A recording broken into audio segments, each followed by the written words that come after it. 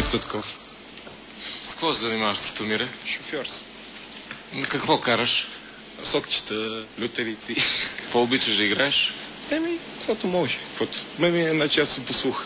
Каквото чуя, това игра. Какъв танц си ни подготвил? Гръцко. Гръцко? Да. Да видим това гръцко.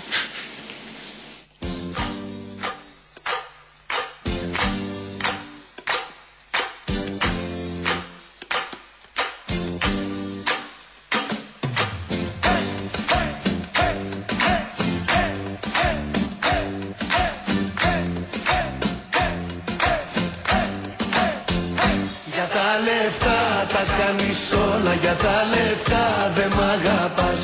Μα θα έρθει κάποτε η ώρα και δεν θα ξέρεις που χρωστάς.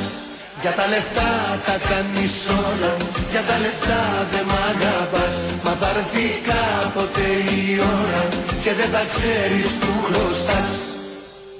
Πες μου πόσο με χρεώνεις, δυο φιλιά που με κερνάς. Ξέρω γιατί με πληγώνεις και γιατί με τυραννάς. Για τα λεφτά τα κάνεις όλα, για τα λεφτά δεν μ' αγαπάς.